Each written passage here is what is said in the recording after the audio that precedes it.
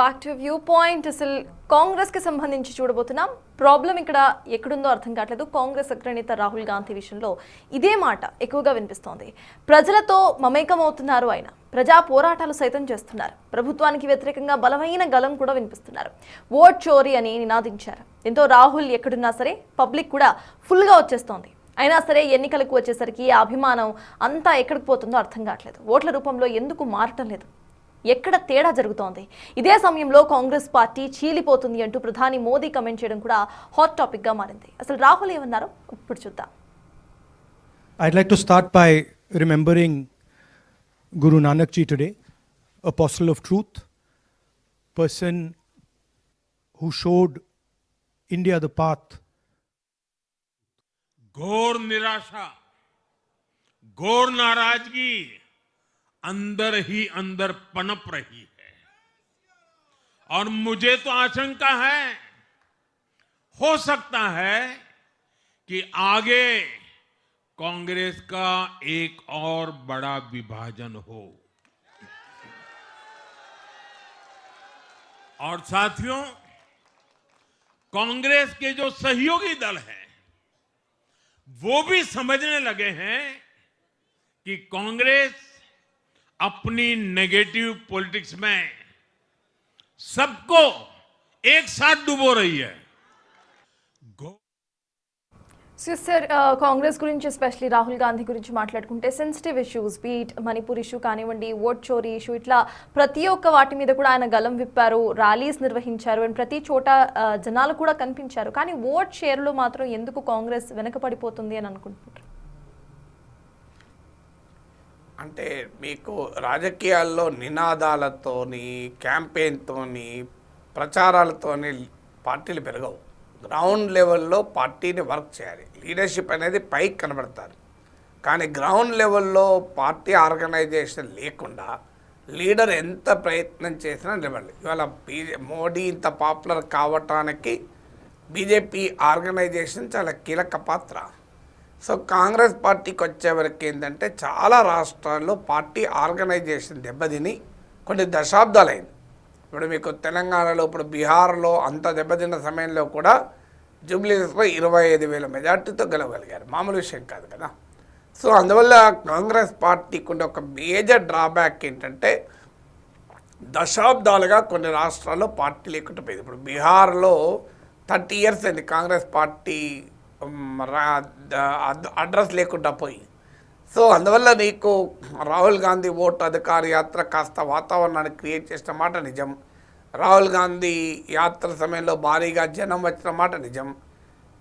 రాహుల్ గాంధీని చూడటానికి జనం వచ్చారు. కాంగ్రెస్ పార్టీకి కొంత సానుకూలత వచ్చింది. అంతకుముందు భారత్ జోడో యాత్రతో Rahul Gandhi image make over జరిగింది. అందుకే మీకు 2024 అసెంబ్లీ లోక్సభ ఎలక్షన్లో సంవిధాన్ ఖత్రే మే హై అనేటువంటి నరేటివ్ కూడా బాగా ఎఫెక్టివ్గా పనిచేసింది. అందుకే కాంగ్రెస్ బలం 44 నుంచి 99 సీట్స్కి వచ్చింది. బీజేపీ బలం 303 నుంచి 240కి పడిపోయింది. కానీ ఎప్పుడు కూడా it is a good effort, కానీ ఆ క్రిటికల్ మాస్ అనేది రాలే. అంటే బీజేపీకి కాంగ్రెస్కు అరౌండ్ 21% ఓటింగ్ ఉంది. మీకు కాంగ్రెస్ పార్టీకి 22% ఓటింగ్ ఉంది అరౌండ్. మీకు దేశ రాజకీయాల్లో చూస్తే 37% బీజేపీకి ఉంది. అంటే ఈ 15% ఇది ఊజ్ గ్యాప్.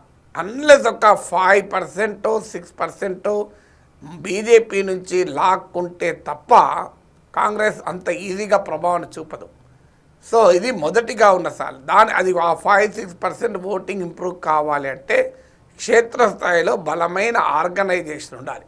ఇప్పుడు మోడీ ఇమేజ్ బీహార్లో ఉపయోగపడ్డది, కానీ మీకు ఇక్కడ ఉపయోగపడలేదు కదా. ఇది మొదటిది. రెండవది, బీజేపీకి ఉన్నటువంటి ఏంటంటే మిత్రపక్షాల వల్ల లాభం అవుతుంది. ఇప్పుడు ఆడ నితీష్ కుమార్ వల్ల, చిరాగ్ పాస్వాన్ వల్ల లాభమయ్యారు. కానీ కాంగ్రెస్ పార్టీకి ఏమొచ్చిందంటే మిత్రపక్షాలతో కెమిస్ట్రీ ఛాలెంజ్ అవుతుంది. ఇప్పుడు ఆర్జేడీ పెరిగితే కాంగ్రెస్ వీక్ అవుతుంది, కాంగ్రెస్ పెరిగితే ఆర్జేడీ వీక్ అవుతుంది అనే భయం రెండు పార్టీల్లోనూ ఉంది. Mutual distrust. ఇప్పుడు మీకు ఆ సమాజ్వాదీ పార్టీ కూడా అదే భయం, కాంగ్రెస్ పెరిగితే తమ బలం తగ్గుతుందని. సో అందువల్ల ఒకే స్పేస్ కొరకు రెండు మిత్రపక్షాలు. ఇప్పుడు మీకు బీహార్లో చూస్తే బీజేపీకేమో అప్పర్ కాస్ట్ ఆ ఓటర్స్ ప్రధానం. మీకు నితీష్ కుమార్ కొమ్మ మోస్ట్ బ్యాక్వర్డ్ కాస్ట్ ప్రధానం. సో రెండు కలిసాయి. మీకు కర్ణాటకలో చూస్తే బీజేపీ కొమ్మ లింగాయత్ ఓట్ బేసు, జేడిఎస్ కొమ్మ ఒక్కలిగా ఓట్ బేసు, రెండు కలిసాయి. సమస్యకి ఏమవుతుందంటే మీకు కాంగ్రెస్ పార్టీ మిత్రపక్షాలకు కూడా ఒకే ఓటు కొరకు కొట్లాడుతున్నాయి. అక్కడ సమస్య వస్తుంది. మీకు బీజేపీ కొమ్మో మిత్రపక్షాలు ఓవర్లాపింగ్ లేదు, బీజేపీకి యాడ్ అవుతున్నారు. ఇక్కడేమో కాంగ్రెస్ మిత్రపక్షాలు ఓవర్లాప్ అవుతున్నాయి. అందువల్ల ఇది మూడవది ఒక బలమైన నరేటివ్ లేకుండా పోతుంది. ఇప్పుడు రాఫెల్తో 2019 ఎన్నికలకు పోయారు. ప్రజల జీవితాలకు రాఫెల్ సంబంధం ఏంటి? వామపక్షాలు అనొప్పందం అని మాట్లాడినట్టు ఉంటుంది. రాఫెల్ కుంభకోణం సీరియస్ ఇష్యూ కాదని నేను అన్నను, కానీ కామన్ పీపుల్ దాన్ని తమ ఇష్యూగా భావిస్తున్నారా? ఇప్పుడు ఓటు అధికార యాత్ర డెఫినెట్గా ఇష్యూ, ఎలక్టోరల్ ప్రాసెస్ ఇంటెగ్రిటీ డెఫినెట్గా ఇష్యూ, కానీ ఇది ఓట్ గెటింగ్ ఇష్యూ అనేది ఇంపార్టెంట్. అల్టిమేట్గా ఓట్లు తెచ్చే ఇష్యూనా అనేది కీలకమైన విషయం. సో బలమైన అన్ఎంప్లాయ్మెంటు, ఇన్ఫ్లేషను, వీటిపైన ఉద్యమాలు వదిలేసి ఓటు అధికార యాత్ర మొదలుపెట్టారు. ఇదే బీహార్లో కనుక లాలెస్నెస్ పైన, అన్ఎంప్లాయ్మెంట్ పైన, ధరల పైన బీహార్లో కాంగ్రెస్ పోరాడి ఉంటే బెటర్ రిజల్ట్ వచ్చేది. కానీ ఓటు అధికార యాత్ర మీద అంత ఫోకస్ పెట్టారు. నాలుగోది ఏంటంటే రాహుల్ గాంధీ యాక్టివిటీలో ఈ ఇంటర్వెల్స్ ఉంటాయి. మీకు మోడీ యాక్టివిటీలో ఇంటర్వెల్స్ ఉండవు. ఇప్పుడు మోడీ భూటాన్ నుంచి వచ్చి డైరెక్ట్గా హాస్పిటల్ వెళ్ళాడు, అమెరికా నుంచి వచ్చి డైరెక్ట్గా పార్టీ కార్యక్రమంలోకి వెళ్ళిపోతాడు. సో మీకు మోడీ యాక్టివిటీలో గ్యాప్ కనబడదు, కానీ రాహుల్ గాంధీ యాక్టివిటీలో సడన్ గ్యాప్ కనబడుతుంది. ఇప్పుడు బీహార్లో ఓటు అధికార యాత్ర బ్రహ్మాండంగా నడిపాడు రాహుల్ గాంధీ. సడన్గా అది అయిపోయినాక 40 రోజులు కథం గాయం. కొలంబియా అక్కడ లెక్చర్, ఇక్కడ lecture, foreign university lectures. So కొలంబియాలో లెక్చర్ ఇస్తే బీహార్లో గెలుస్తారా? నాకు అర్థం కాదు. బీహార్ ఎన్నికలు ఉన్న సమయంలో, మిత్రపక్షాల మధ్య చర్చలు జరుగుతున్న సమయంలో, బీహార్కు వ్యూహాలు రచించాల్సిన సమయంలో వెళ్ళి కొలంబియాలో స్పీచెస్ ఇస్తే అన్న రాహుల్ గాంధీ అన్న ప్రొఫెసర్ రాహుల్ గాంధీ స్పీచ్లు ఇవ్వడం కాదు కదా, మొదలు ఇక్కడ క్షేత్రస్థాయిలో ఫీల్డ్లో నిలబడాలి కదా. అందువల్ల కాన్స్పిక్యూస్ ఆప్షన్ సడన్గా అదృష్టమవుతాడు రాహుల్ గాంధీ. ఈ మధ్య తగ్గినా కూడా ఇప్పటికీ ఇదే ప్రాబ్లం. దానివల్ల ఏమవుతుంది, మీకు బీజేపీకి ఒక ఆయుధం అయిపోతుంది. రాహుల్ గాంధీ ఇంప్రూవ్ అయిన మాట నిజం. ఇప్పుడు India today 3 of the nation survey తీసుకుంటే ఎన్డీఏ పాపులారిటీ 10% పడిపోయింది లాస్ట్ 3 ఆఫ్ ద నేషన్ సర్వేలో. మోడీ పాపులారిటీ 4% పడిపోయింది. రాహుల్ గాంధీ రేటింగ్ 5% పెరిగింది. కానీ ఆ గ్యాప్ ఇంకా చాలా ఎక్కువ ఉంటుంది. ఆ గ్యాప్ను ఫిలప్ చేయాలి అంటే Rahul Gandhi has to learn lot of things. అవేవి లేకుండా నేను కేవలం కొన్ని నినాదాలు తీసుకొని ప్రజల్లోకి వెళ్తే ప్రజలు ఆటోమేటిక్గా నినాదాలతో ఓట్లేస్తారనుకుంటే పొరపాటు కదా.